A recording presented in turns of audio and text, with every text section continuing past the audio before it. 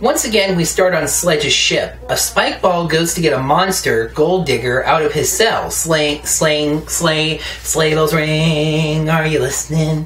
In the lane, snow is glistening. It's October, but bloopers are reminding me of Christmas carols, walking in a blooper wonderland.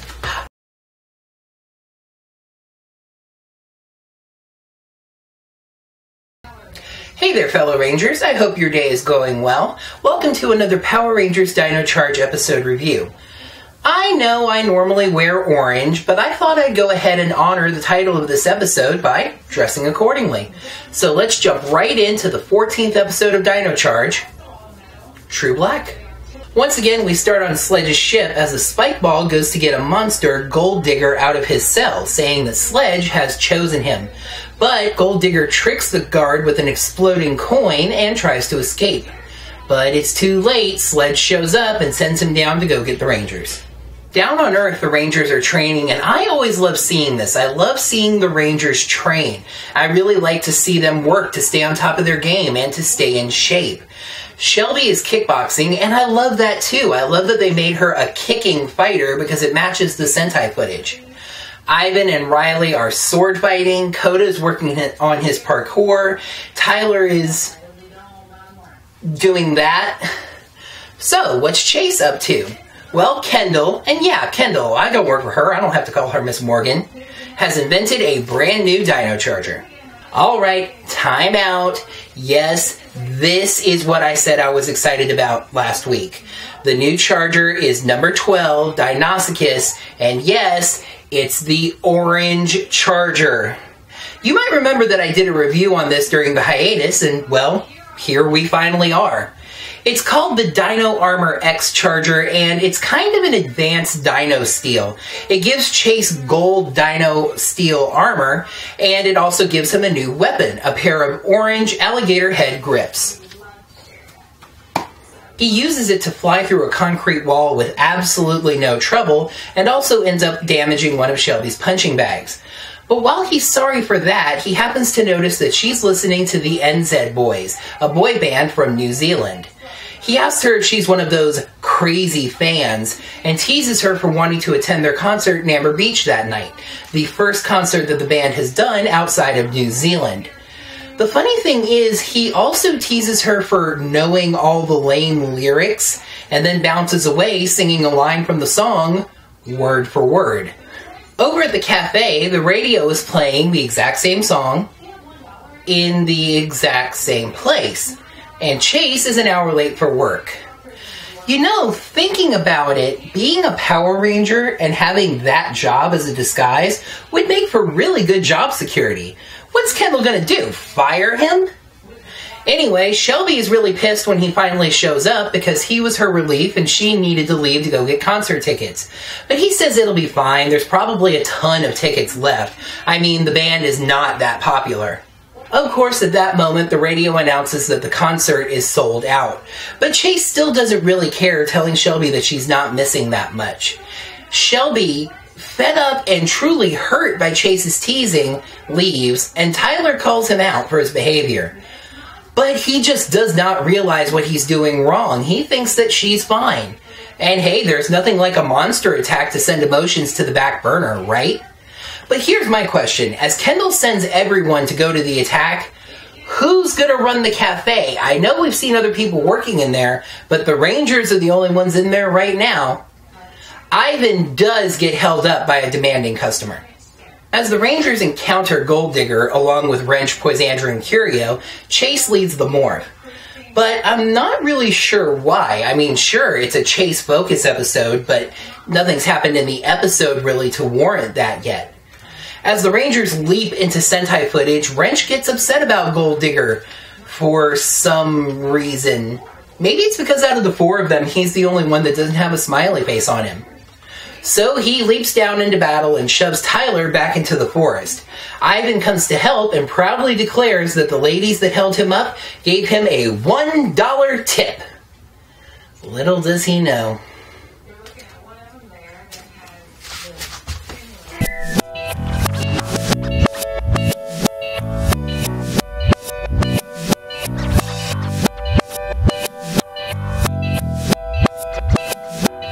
As Poisandra and Curio leave to go watch Glitz World, Gold Digger rains coin bomb death down on the Rangers, and then realizes that he can create stone slabs that the Rangers cannot break. He runs to the forest to tell Wrench this, and then proceeds to attack the Rangers with them. Chase realizes that he can use the Dino Armor X Charger, which I'm just going to call the Dax Charger from now on, if that's alright with you. Okay, good. However, something goes wrong with it this time. It doesn't work, it goes haywire and blasts him back. Tyler, Ivan, and Shelby get trapped underneath one of the stone slabs, and then several more pile on and drive them underground into a makeshift tomb. There's a small pocket of air, but not much time.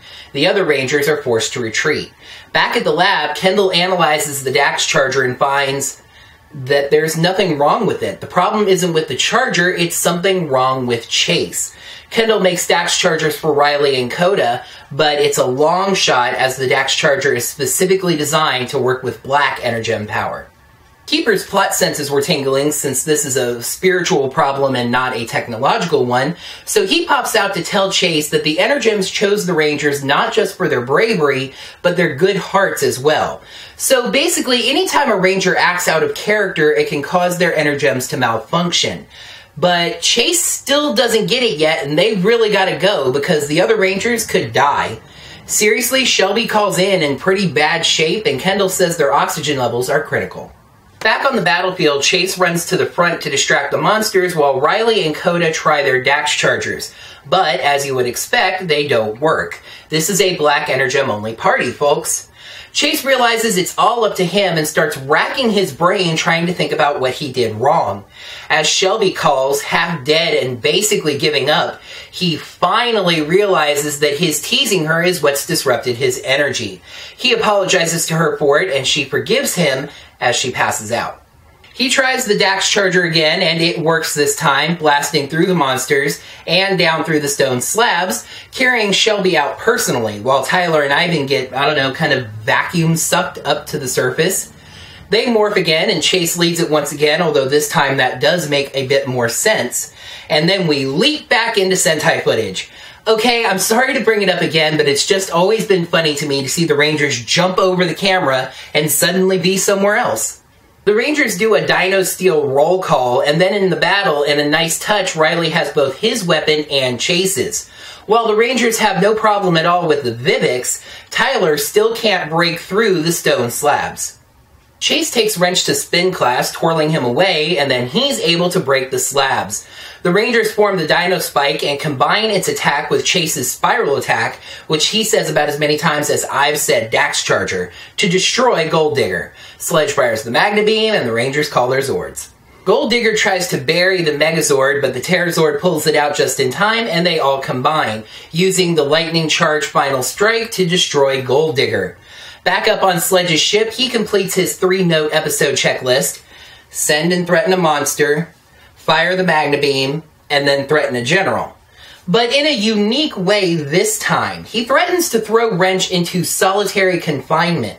We see a cell marked Danger, and a spiky green tentacle comes out and starts grabbing at Wrench. Just what is trapped in there, At the cafe, we get to hear the same snippet of the same song again, as the Rangers are trying to call into the radio station to win Shelby tickets to the concert. Everyone except Chase, who isn't there.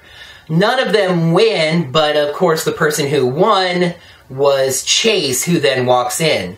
He apologizes to Shelby and paints the moral of the episode: teasing people can hurt their feelings, across the ceiling. Though he still says that he's as close to perfect as it comes. As I said on Twitter, the best way I can sum up my reaction to this episode is that at the end, I was left smiling. Let me tell you why. Episode 14, True Black. Pros: Shelby returned to form with great acting by Camille Hyde. Love the Dino Armor X Charger. And the recurrence of the NZ boys shows great ongoing plot. Cons: the moral is a little cheesy, the outcome is a little too clean, and the problem with Chase's Energem wasn't clear or explained well. Okay, Ranger fans, we can exhale. True Black gets 4 fossils out of 5.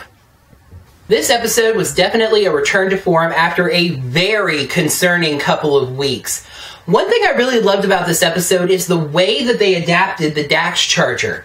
They changed it a bit from the Sentai footage to make it actually work the first time, and also used it to establish something new about the Energems. I also found it very interesting that it works with one specific color of Energem, and I'm wondering if we'll be seeing that for other weapons down the road.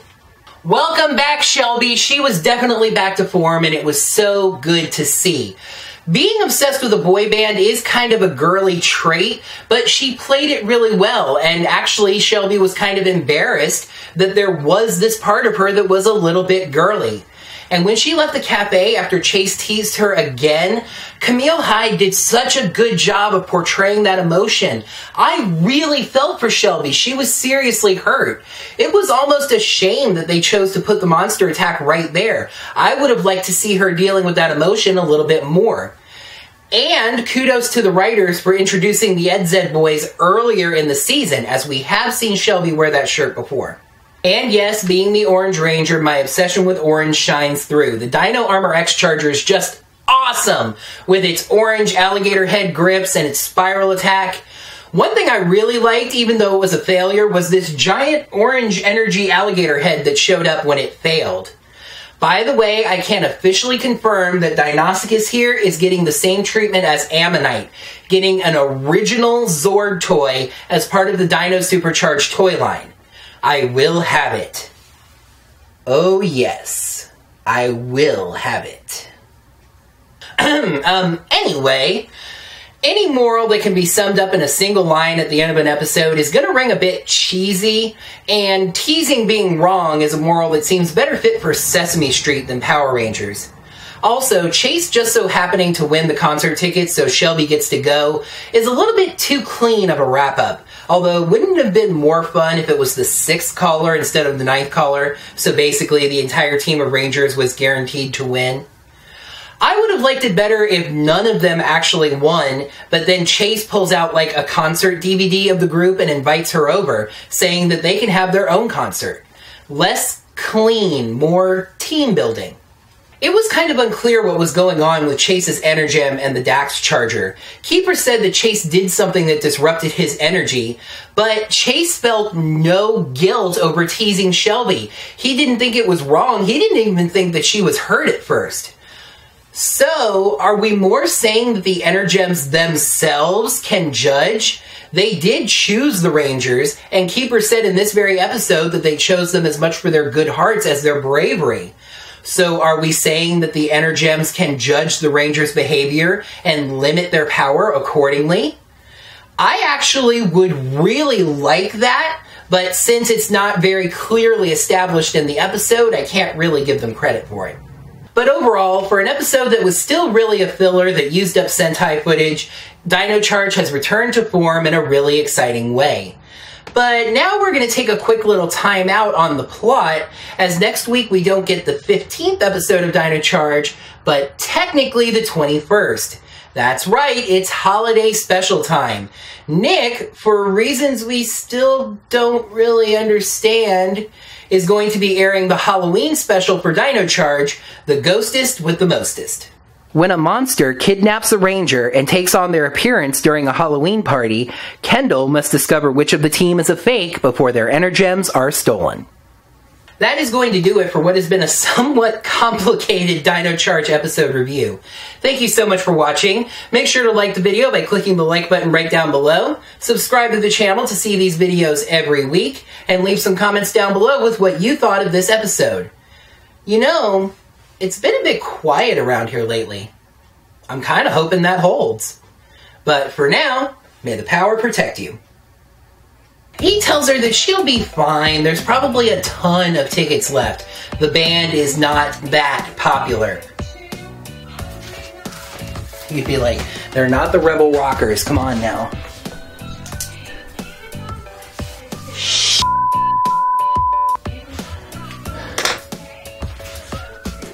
Left out an entire line.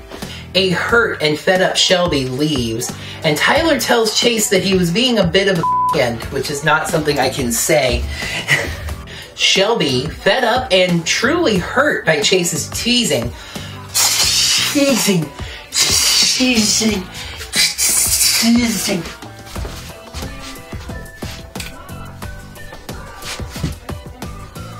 I've only been doing this for like a season and a half. You'd think I could say words.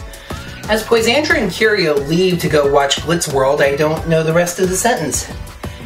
They morph again, with Chase once again leading it, although this time that makes sense, and I don't know the rest of the paragraph. And the problem with Chase's Energem wasn't really clear or explained very well. Okay, Ranger fans, we can Cortana! Welcome back, Shelby. She was definitely back to form. Yep, she sure was. Oh, yes. I shall have it.